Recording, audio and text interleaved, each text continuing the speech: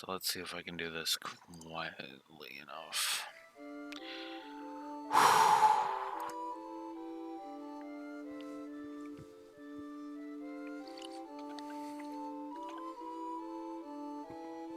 Here we go. You know what time it is. Rating video time. Final Fantasy IX. Played on the... Shit, I'm forgetting which system I played it on. The Switch. Right, the Switch. Played on the Switch. 9 sessions. Yes, I used the cheats. Primarily turbo mode because, it actually increases the encounter rate, believe it or not. We actually tested that, and it's true.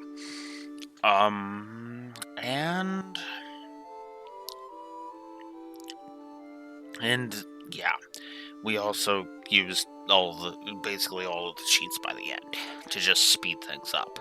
So, there you go. So, 153 story net story score, 107 gameplay score. No one's going to agree with me on that. I should say no one, but I'm sure a lot of people will disagree with me on that. No lore walker's going to agree with me on that, I'm sure. But regardless, here we are. So let's start. Let's start with a triple positive for brickwork. I do honestly think the brickwork is amazing in this game, as there's a lot of detail in the environment, and it just works so beautifully, as does the visual storytelling. There's a lot of good visual storytelling on display here. A lot of show and tell, if I may be so bold. I think the camera work is excellent, so that was another triple positive. The story sequencing and storyboarding were both triple positive territory. There's a lot of good background lore elements, and I gave that 2 positives. I gave 3 positives to the doodad usage. Only 2 world building positives this time around. But I mean, not every game can be Trails, let's be blunt. There's some good Babylon 5 effect. Could be better, but it's still there and still good all the same.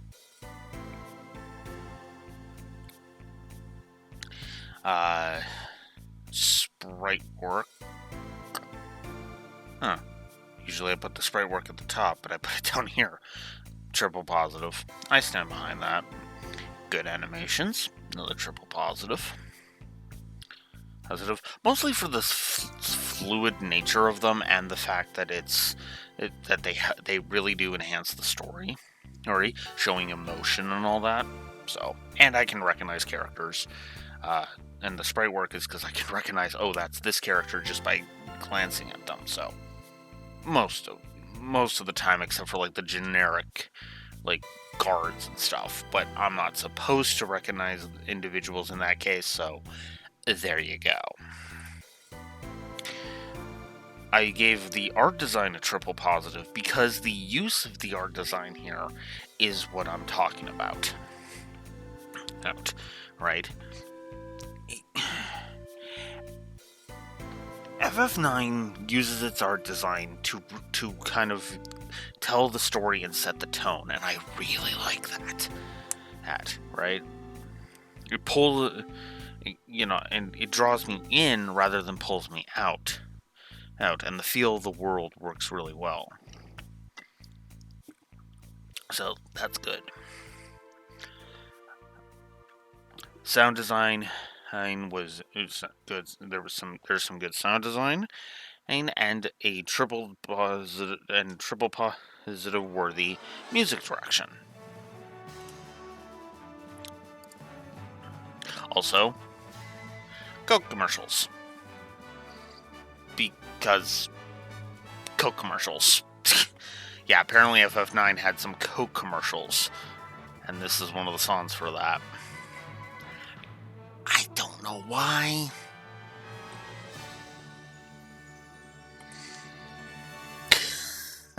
But anyways. Humor. This is still this is another one of the funniest FFs in my opinion, so triple positive there. Good use of Double My Cry effect. Absolutely. I like the NPC chatter, so I gave that a triple positive. I gave atmosphere and tone a positive. I gave the dialogue a triple positive. And of course, I'm going to give the game that invented Limblom effect the triple positive for Limblom effect, because there's a reason why this game was what, gave it that name.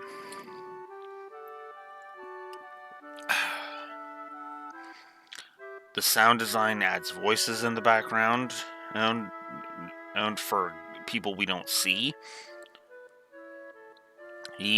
And you could just simply assume that there are people off in the background, right? Just off camera. That's trickier to pull off than it sounds, but this game pulls it off wonderfully. And I love it for it. Lived in feel, love that idea. You could almost call this the Star Wars. If you don't want to call it the Limblom effect, you can always call it the Star Wars effect. Triple positive as it should.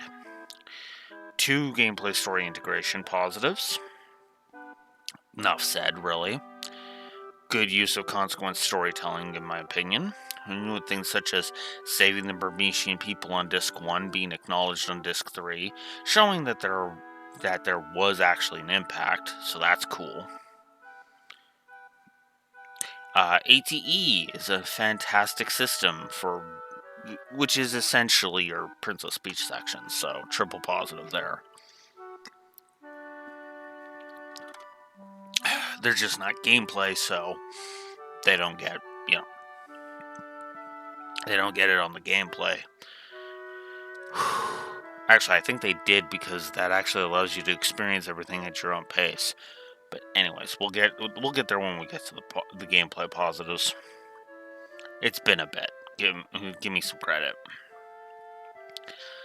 Banter was a triple positive. I also like the use of Mognet to add flavor to the world. I gave a triple positive to pacing, as I feel the pacing is just nice and smooth throughout. It's got good rising and dipping just all over the place, and yeah. It never feels like it's dragging, but it also never feels like it's going way too fast, like, oh my god, we're already here.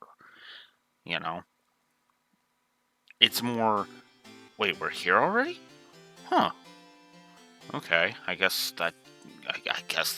it's just been flowing better, right? It's one of those things where it's like you're at a scene and you're like, wait, we're already at this scene? Look at the timer. Oh shit, we're already 5 hours in or whatever. So there's some good internal continuity.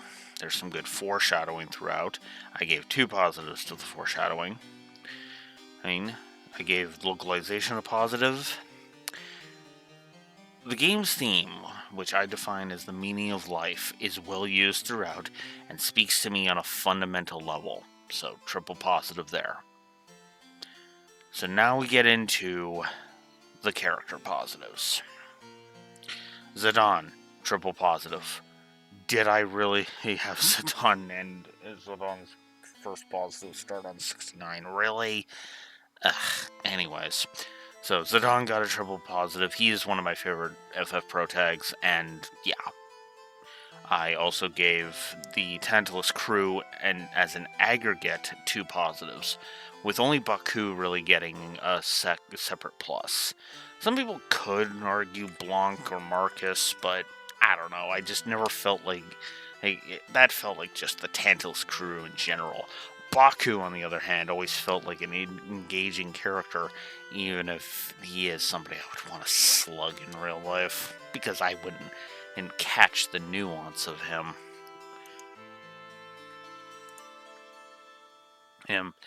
Vivi. Yeah, you saw this coming. Vivi's a triple positive.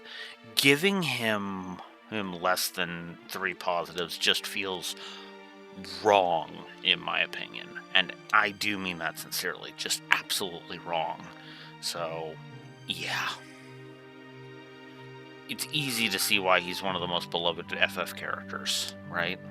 And that's especially impressive considering his character design is literally just that of a regular black mage. But then again, it might remind people of FF1, which, by the way, was what they were going for.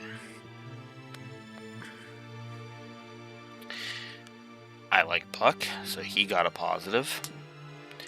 I do like Beatrix in her arc, but yeah, even I will admit the switch flipping, it being that happens on Disc 2, is a bit annoying. Garnet is also one of my favorite FF protagonists of all time, and honestly might even be my personal favorite love interest in the whole series. Because, hell yeah.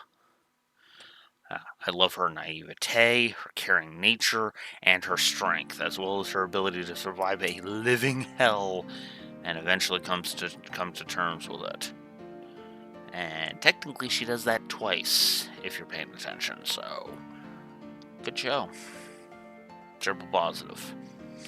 This is my favorite Cid in the series, and as such he gets a triple positive. Freya is another one of my favorite characters, and she gets a triple positive. You know, FF9, you can stop challenging FF7 for my favorite JRPG Pro Tag group anytime now. That's unfortunate. I'm pretty sure that's the end of the triple positives for party members, so yeah. I like Dr. Tot. He might be a pretty minor character, but he's wonderfully intelligent, and I like that he understands that Steiner's fucking blind, dude. Oof. Oh, yeah, by the way, no party member is a freaking negative to story, or in regards to Class 7, so there's that. Well, okay, not by themselves, because, 2 of them did cause a negative back in Cold Steel 1, but I digress. And then Ring caused a bunch of them in 2. Ooh. Then Altina was a culprit of 1s and 3. And then there was the Cold Steel 4, which I won't get into. But anyways, Dr. Tot, 2 positives. I find Quina fascinating.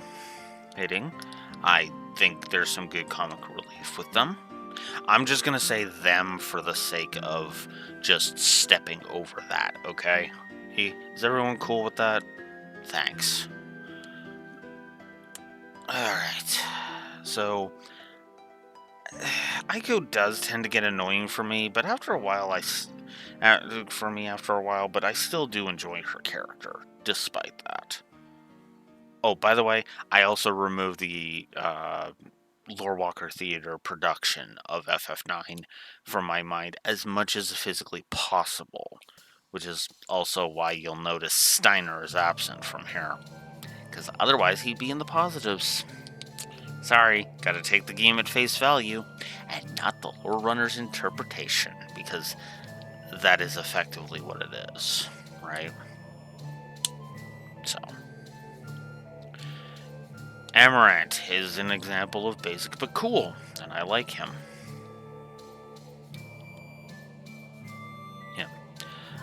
Garland is an effective villain, and his power is well presented without going to the extreme.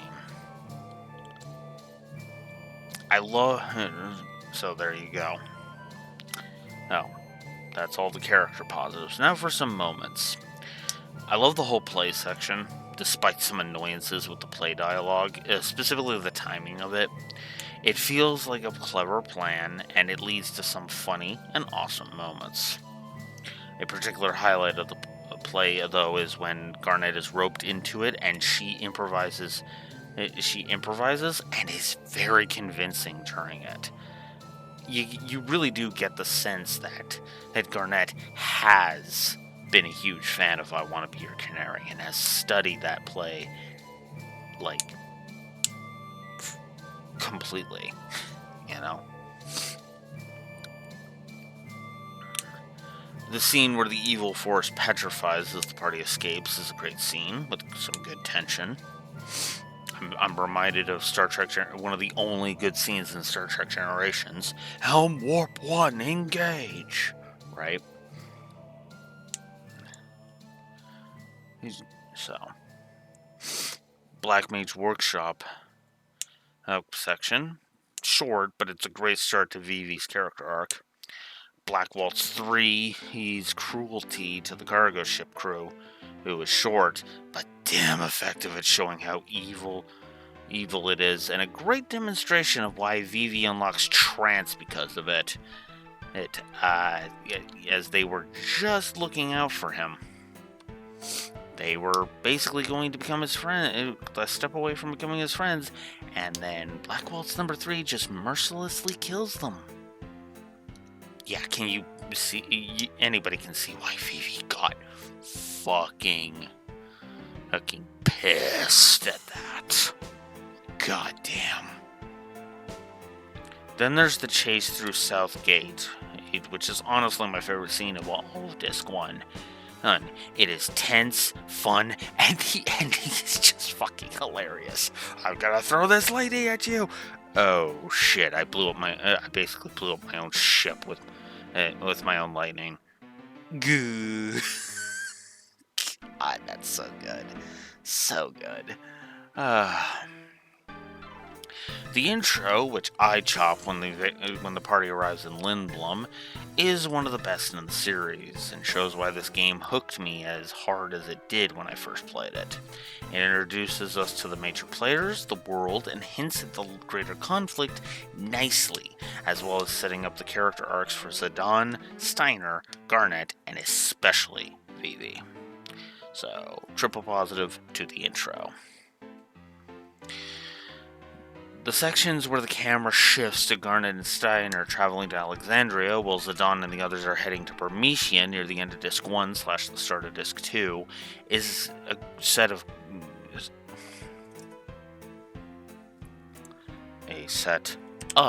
great Princess Peach sections that show that Garnet is not an idiot and knows that returning home is the best way to try and learn the truth about Braun. The whole Bermesia section is just wonderfully bleak in terms of how devastated the kingdom is, and the whole eternal rain motif is a nice touch. It is effectively what I like to call a Hummel section. Good stuff. Then there's the Sacred Dance in Clara, which is a great scene that shows how much Burmesians and Clarions value dance and rituals, and the fact that is when all goes to hell is a nice touch. The disappearance of the sandstorm is nice and quietly horrifying. After all, the sandstorm was the only thing keeping the Alexandrians out, remember? Yeah. Speaking of horrifying, Odin's destroying Clara is just as powerful as a moment now as it ever was, as it emphasizes just how powerful the Eidolons are, and why Braun having access to them is such a horrific thing. The animation, the music, and Braun's reaction...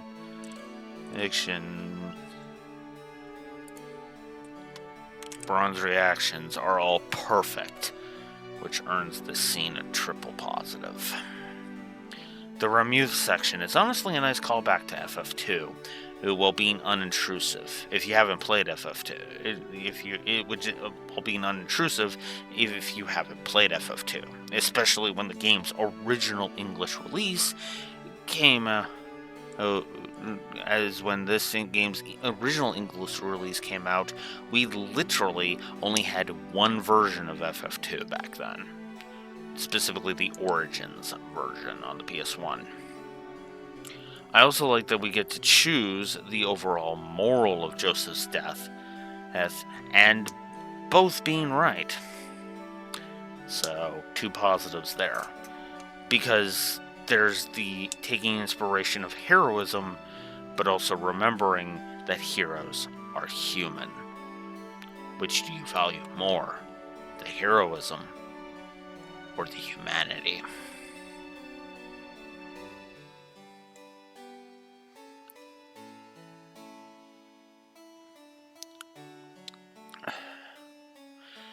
Now, can a game have 2 HOML sections? Why, yes, it can, because here's another one. And the whole section with the attack on Limblom and the aftermath of it. Whew. God, that is just chilling going through HOML right after Atomos attacks. Oof. Oof. I also love the Black Mage Village from a story perspective and all that it means for Vivi. Just in general, everything that happens in the Black Mage Village. So good. Then there's Zidane talking about his desire to find his birthplace. He's saying guising it in a story is honestly a great moment for Zidane for me. Then there's Zidane and Vivi's heart-to-heart in Madame Seri, as it's a wonderful moment for them to bond.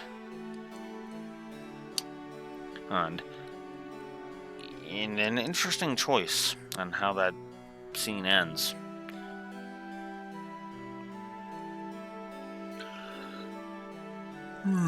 Excuse me. Then there's the encounter with Soul Cage, which is more thought-provoking than I remembered, and it is even better as a character moment for Vivi. And while I may stand alone on this one, triple positive for confronting Soul Cage. Then there's the disappearance of the Mist, which is just an interesting and uplifting moment, with a bit of quiet horror in the background for those that also know what that means.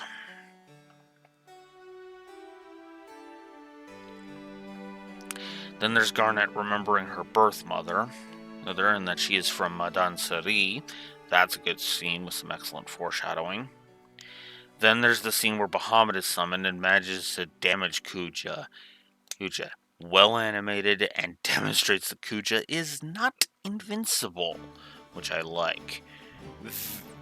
It's kind of funny because many times there's so many villains that we don't really see them lose or get damaged, right? Excuse me. It's funny because I think... well, I guess there have been ones before this, but... because I was gonna say I can only think of like 2 off the top of my head, so... but and some of them even have to retreat because, yeah. So yeah, I also like Bahamut's design in here, so that whole thing got 2. Then there's Kuja taking control of Bahamut and using him to kill Braun, which is just so damn satisfying. Too bad it's ruined by the following scene in IMO, but let's not get into that. Then there's the Alexandria section right after the Aifa tree stuff. It is a fantastic breather chapter right before things get crazy again, and I honestly wish more games would do this. This is, of course, the whole, Zidane's feeling a bit depressed, and so he has to go play a card tournament at Treno. from a story perspective, I like that section. Even if from a gameplay perspective, why the hell do I have to play one of the worst card games in the history of man? But I digress. I might not like Steiner, and I'm mostly lukewarm towards Beatrix, but I do admit I actually like them as a couple, as weird as that probably sounds. Not the last time you're going to be hearing a weird statement out of me. Just wait until we get to FF10, where one of my positives is two characters who are multiple negatives being friends, and that friendship actually being a positive. Yeah. I honestly like the flashback Vivi has of his grandfather. If you have him return home before the card tournament in Treno, and then visit yourself, it's a nice peek into his character and Quan's. Admittedly, there is some wonkiness with it, but I actually love Bahamut's arrival in Alexandria. It shows off its impressive power nicely, which is continued throughout the attack on Alexandria. Then there's Alexander's summoning, which is cool, and a good moment for Garnet and Aiko. Even if I'm iffy about how he is called forth, and his design is not my cup of tea. I really can't put my finger on why I don't like Alexander in this game, but I just don't. Then there's the destruction of Alexandria, which is a fantastic demonstration of Garland's power, and is nicely tragic, as it should be. Although, Alexandria is just going to be perfectly fine pretty quickly, so shrug, but I like the implications of it. Olivert is a fascinating dive into the lore and the connections between Terra and Gaia. Mog being revealed to be Madine is awesome and a great twist. Then there's the scene where Garnet is able to speak again, which is awesome and is honestly my favorite moment in the whole game, as it is a wonderful cap to her character arc. I'm of course referring to the scene where she takes Zidon's knife and cuts her hair. Perfect. Brilliant scene. Great scene. Teleporting to Terra. There is honestly the least overblown trippy sequence that the PS1 and FFs have been in love with. This one feels more like a teleportation, and I can actually understand what's going on with it.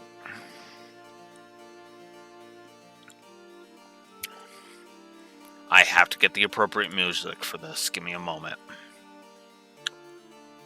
Because this scene...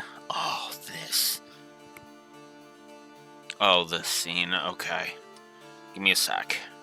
Where is it? There it is. The You're Not Alone scene.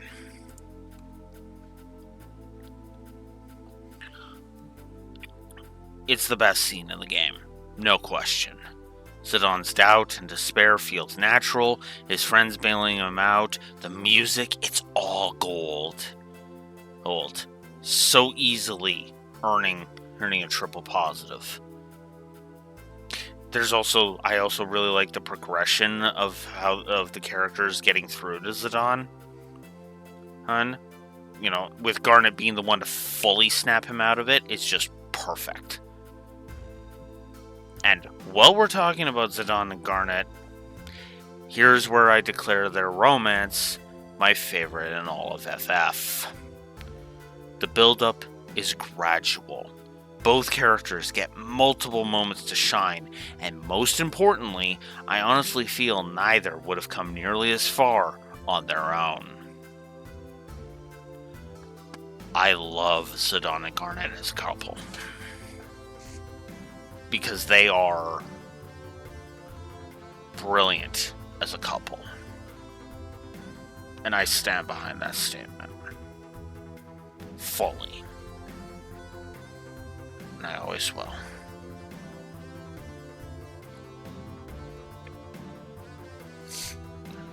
Kuja gaining trance was a great showcase of his growth. Also, his rage moment after Garland informs him of his limited lifespan. And triple positive there. Then there's the assault of the Silver Dragon Horde, which is a great cavalry moment. 2 positives there. The entirety of Memoria is fascinating to me from a story perspective, and it feels like it ties the game's themes together very nicely. 2 positives there. I also like the farewell scene between Zidane and the party right before he goes to try and help Kuja, as it is a great demonstration of what Zidane means to the party, and in particular shows the growth of Garnet and Steiner both. Steiner doesn't object, he just lets Zidane have his moment. So, 2 positives there. I admittedly like the whole sequence of Zidane racing around and dodging the Aifa tree. Yes, I feel it is funny and totally in character for Zidane. Yes, it's goofy AF, but come on. You can't tell me that's not completely in character for Zidane. Come on.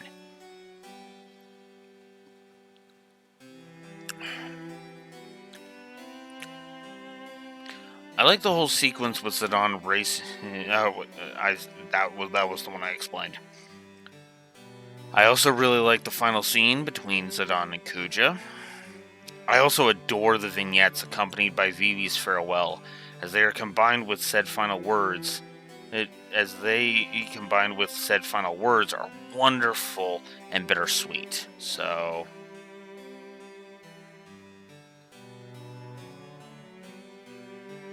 oh, I screwed up. Well, that sucks. But that's okay. We'll just say 2 positives. It does feel a little for the 3. You know what? No.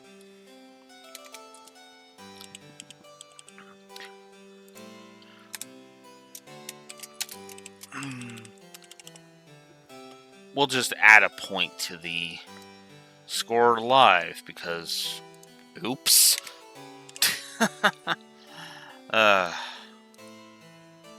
Okay. Now, where was I? Here we go. So there's the vignettes. I endure this ending from the theater play to Garnet running to Zidane, and when he reveals himself, it's a wonderful cap off to the story, and I feel it warrants a full 3 positives. Also, the outro is great from a story perspective. Heartwarming in the end, tense throughout the final battles, and well handled in terms of exposition, and Blue Wolf hitting the wrong button on his keyboard, which causes issues. So, triple positive. Necron notwithstanding. Even despite Necron, I still gave 169 positives to story. Now for the negatives. The text timing during the play, not a fan of that. Makes it hard to read. And goddamn, I don't envy what Lore had to do for that.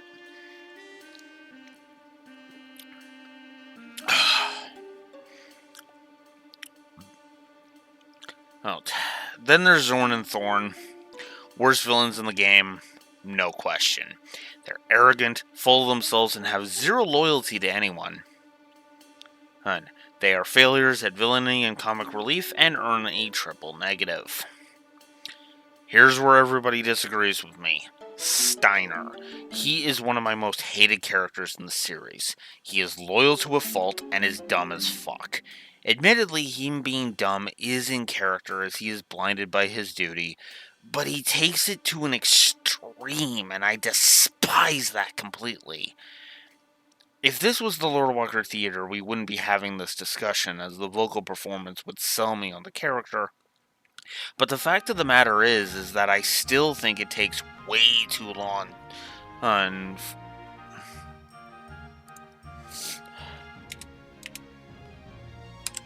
for him to wake the fuck up to reality, and that is the problem.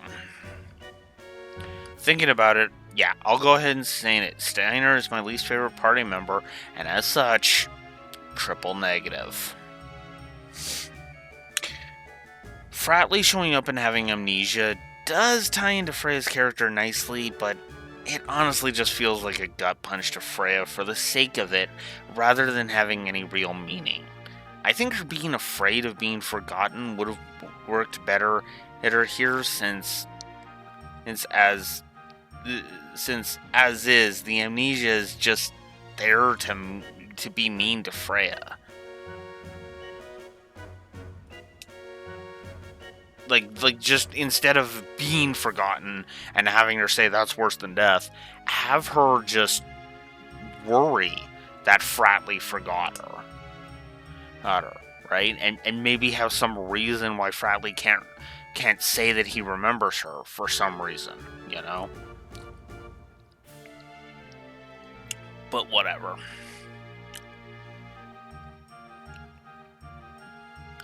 Then there's Beatrix switching sides in a really dumb way. Hey, I like that she turns, but at the same time, its timing makes her third battle with her entirely pointless. Especially when you consider that the fights happen very close together, or other relatively speaking. Like, in lore, it's like a couple of days is at most between the fights, and it's like, really? Ugh.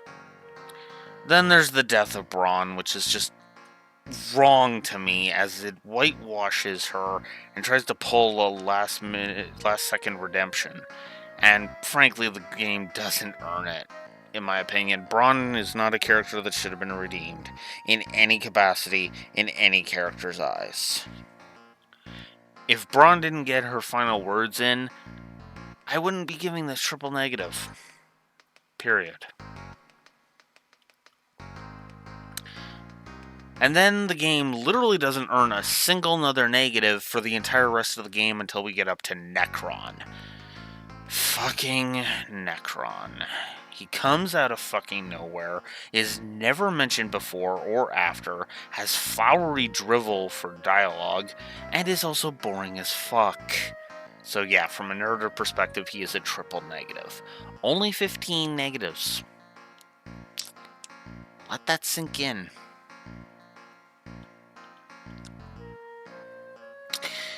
Now on to the gameplay positives, which ended with a plus 102, so it's actually 256. It's still crazy to me that this game just barely beat Cold Steel 3 by 2 points. That's insane. That is stupidly close. But I stand behind it. I still love Cold Steel 3. And I do stand behind Cold Steel 3 having the better story, by the way. Which, yeah, you would think is weird, but if Cold Steel 3 had better gameplay, ooh, FF9 would not stand a chance. Sorry, FF9. So, music.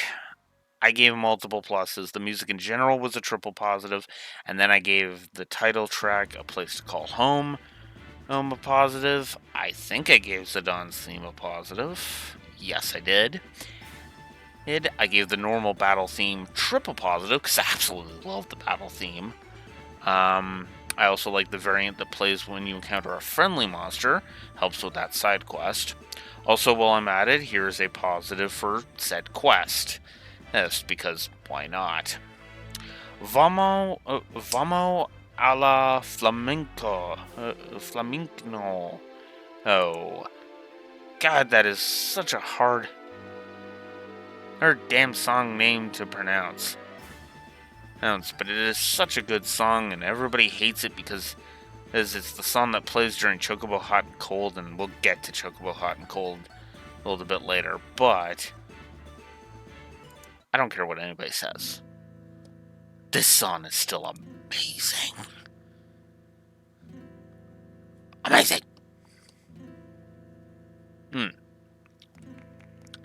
This game also has my favorite normal boss song in the whole series, so triple positive there. Here. I like the rung song on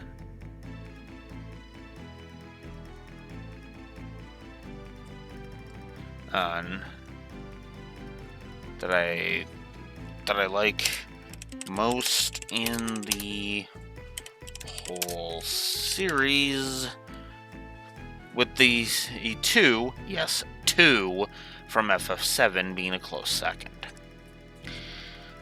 The overworld theme Over the Hill is great. I already mentioned Zidon's theme. I like Sid's theme, which is when you're in Limblum Castle.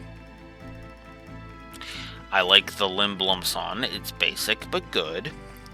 I like the Tantalus theme, and the variant Outlaws. The Tantalus theme is jazzy, and I like it, and I like the variant Outlaws, even though it's not as jazzy.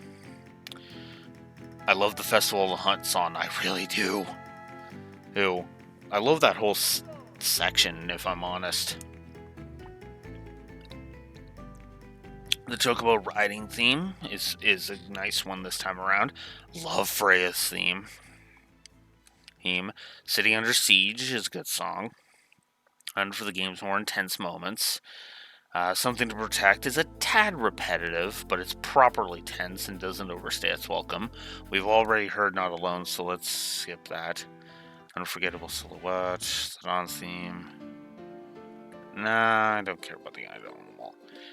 Here's the Chocobo riding theme. Ukulele did Chocobo. The Black Mage Village song is good. I like the song Aboard the Hildegard. Heard I feel it's a great airship theme.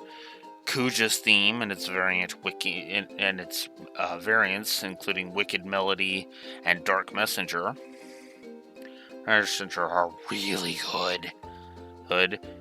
You're Not Alone. Enough said. Had 3 positives there.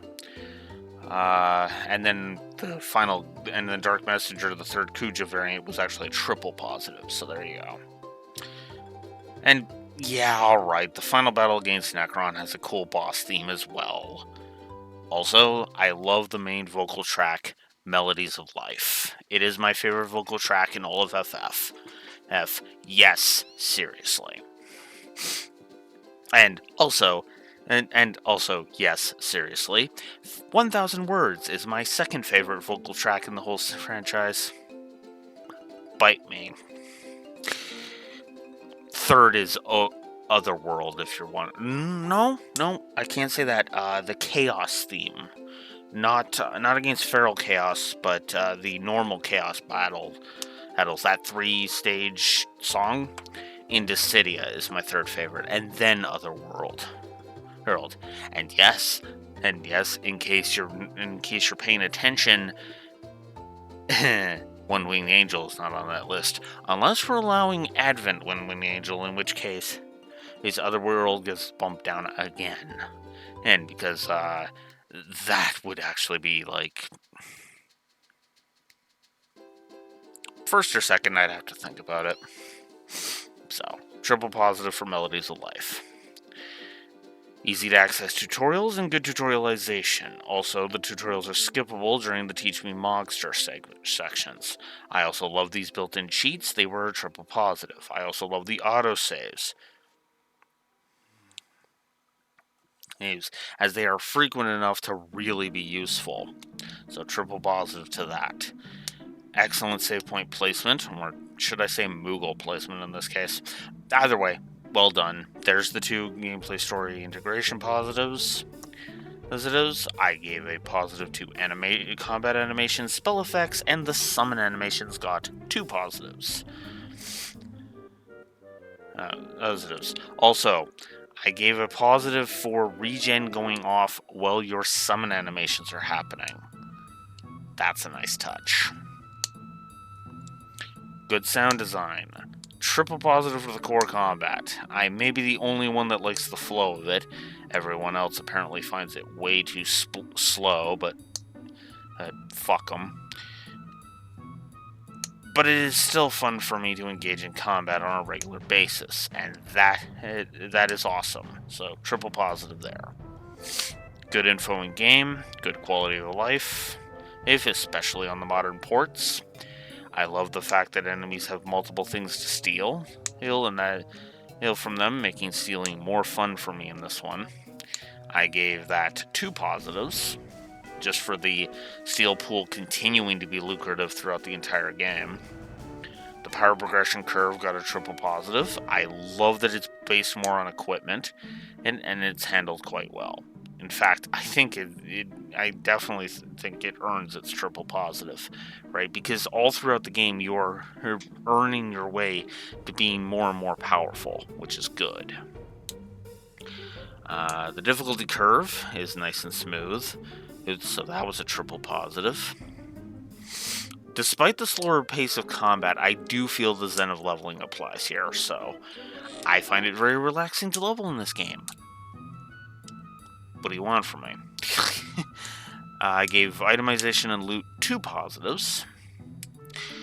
I gave boss design and overworld design in positives. I also think there's good flow of exploration with treasures and the ATE system. The way you learn abilities is awesome, as they are tied to the equipment until you master them, in which case then they're just yours inherently. Good stuff. 2 positives there. I gave enemy AI and encounter design in a combined positive. I gave enemy variety 2 positives. As is, I gave party variety a positive. I gave visual distinction. I gave a plus to the combat interface. I gave a triple positive to the pacing of the gameplay. I honestly love the sword duel minigame during the play. Unlike with jump rope, there is an ease and a flow to the way it works, and that allows it to be a fun timing minigame. And the rewards are also worth it to boot. So, cool. Prison Cage is a good tutorial boss fight. This is where we start getting into the boss fights. Plant Brain is another nice warm-up boss fight. It's basically the first real boss in the game, as Prison Cage was more of a tutorial boss. So, there you go. Black Waltz number 1 got 2 positives. As it is, interesting challenge with only Zidane. Black Waltz 2 is interesting in the fact that as long as you keep at least one of the others up, he will not attack Garnet. And Black Waltz 3 is another fun boss fight thanks to VV unlocking and starting in trance. On the gameplay axis, I gave the intro 2 positives. Positives. The combat, the leveling curve, and the flow of combat are all introduced and work well to deliver a fun experience, along with the excellent story. So, 2 positives there. I love the Festival of the Hunt. Triple positive. There's just something really fun about that thing. And turbo mode makes it broken. I like Chocobo Hot and Cold, and I don't care what anybody says. It's fun, it's rewarding, and those chocographs are great finds. Even if finding the random hidden treasures, including Zidon's ultimate weapon, is a pain in the ass.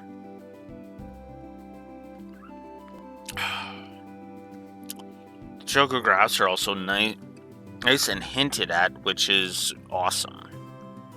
Then there's the Treno Auction House, which has some great stuff if you have the Gil, which is far from a problem in the modern ports, courtesy of the built-in cheats. So, there's that. Then there's the Antlion, which is honestly pretty fair, even if he does love his blind and trouble fetish. Though, given that at least 2 of your party members can be immune to blind at this point, it's far from a problem.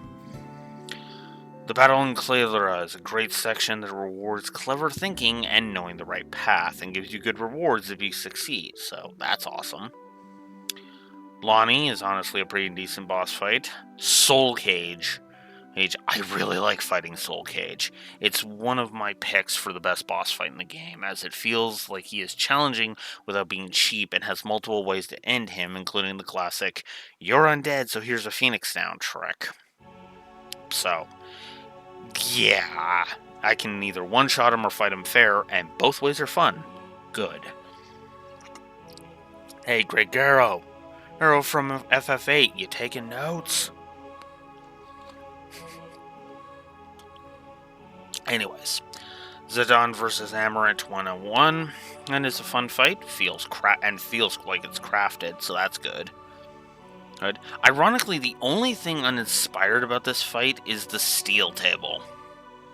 Yeah, I'm not actually kidding. I don't even remember what you get from him. I think it's like a silk shirt and like a potion or something. It's really uninspired. Hired.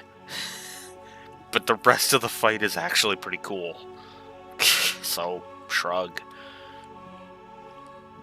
Desert Palace is a fun puzzle dungeon in spite of the encounters. Valia Pira is a fun fight. If you have thoroughly explored the dungeon. I honestly like the Hildegard 3. He's an airship. As I like the fact that you can just auto move to any place you have already been. That's a nice touch. Ozma is what a super boss should be. Hard as fuck, but not cheap as fuck. He can wreck you, but he tends to not be ridiculously ridiculous in his cheapness. I enjoyed fighting Lich, because especially if you're properly equipped, and the game does warn you that not only is the party splitting up, but you should check your equipment. Like, it literally warns you the party's splitting up and you should check your equipment. So, there you go. The You're Not Alone section is just gold, even from a gameplay perspective. The fights feel crafted, the escalation is perfect, and the lack of transience for Zidane until the Garnet assisted fight is just perfect. Triple positive. I also like the fight with Garland. Basic but fun. Fighting Kuja is a great fight with some good challenge to it. Marvelous. This is a great introduction to the boss fight. It's of Memoria. Kraken is fun to fight. The rematch with Lich has some annoying elements, but I think if you don't have the speed cranked like I did, it's actually kind of fun. Yeah, the only reason Lich was giving me issues is because I had the speed cranked. That is not a joke.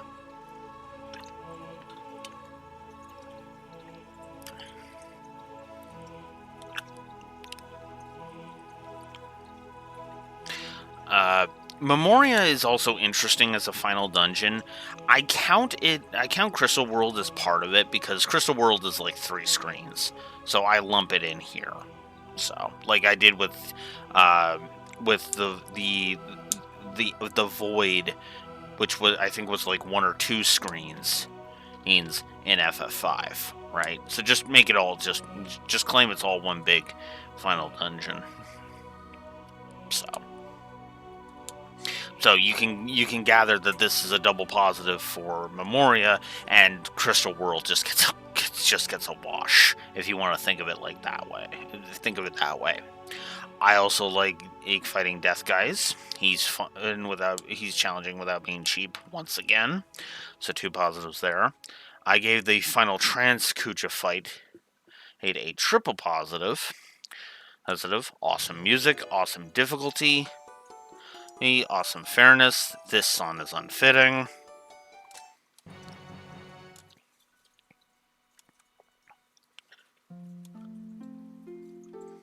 Come on.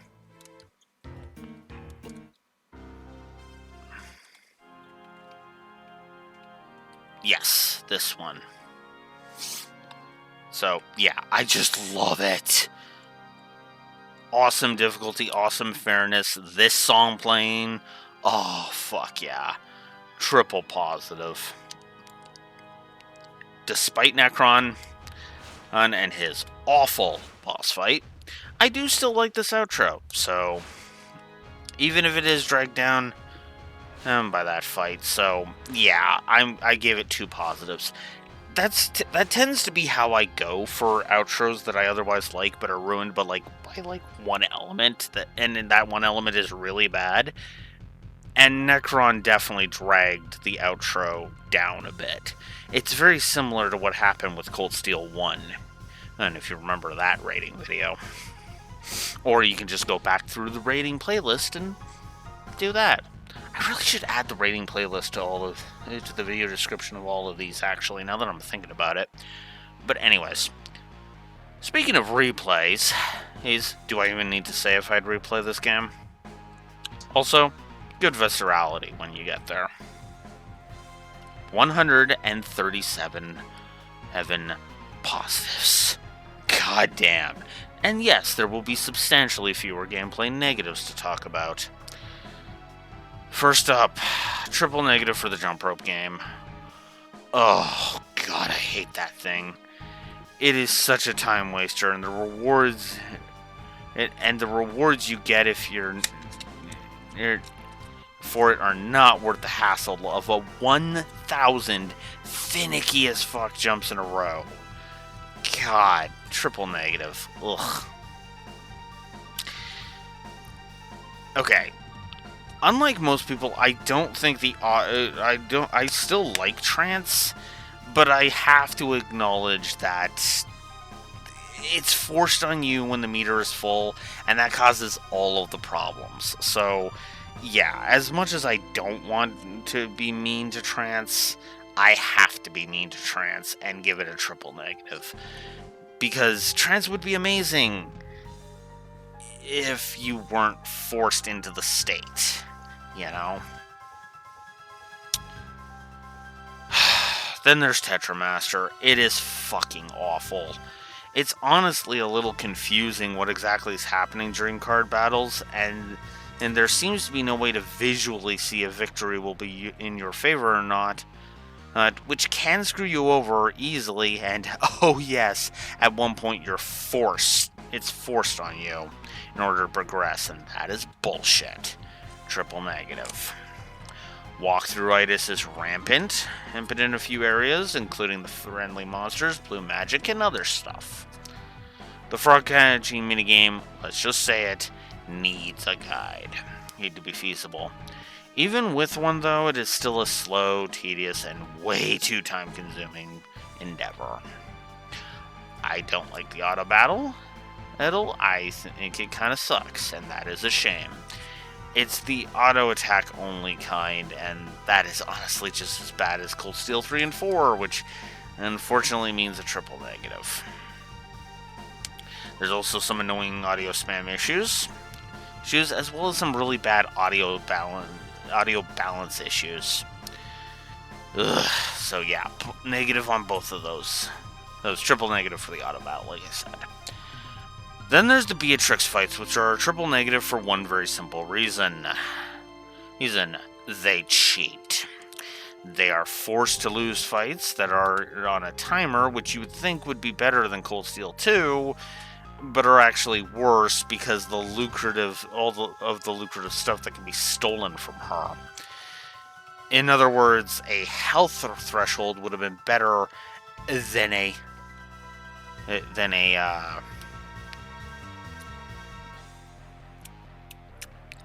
thingy, you know? So, yeah. I also don't like the whirl sands on the way up Claire's trunk. They are annoying, and the mashing hurts my wrist. They are only when you're going up the trunk, so that's why they're like that. And why it's only one negative. Also, fuck the card tournament in Trino. Like I said, it's frickin' Tetramaster. Screw it. Do it. I hate it. Triple negative. Oh, and if you want the rebirth ring from defeating Sid, you have to do it in one shot. Now, the game does warn you right before, or giving you a chance to save, and yeah, that's good. It's still Tetramaster, it's still garbage. Also, there's a glitch where the audio will snag and keep one of the battle themes playing while other gameplay is happening, and that gets annoying as it doesn't override the other music. Which is just, what the hell? It was weird.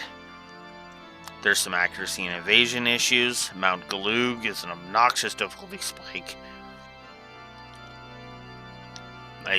As it has 2 encounters before the boss, and they are cheap as fuck.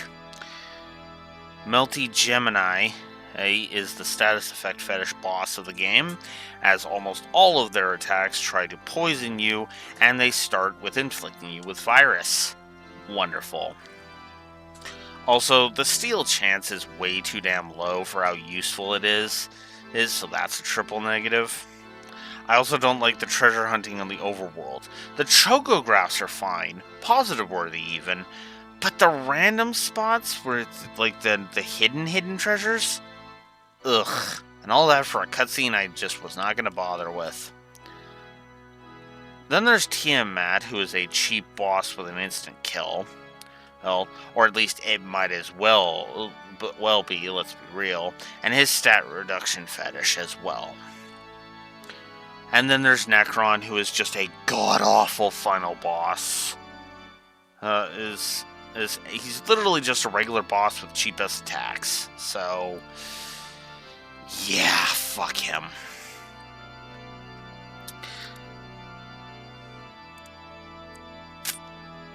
So, that is the end of that.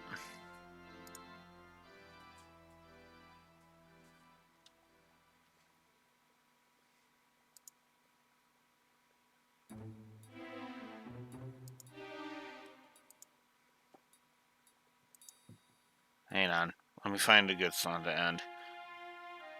So yeah. That's FF9. Oh, FF9. How I love you in all of your incredible glory. If I may be so bold, I didn't expect this one to score higher than Final Fantasy VI for me, but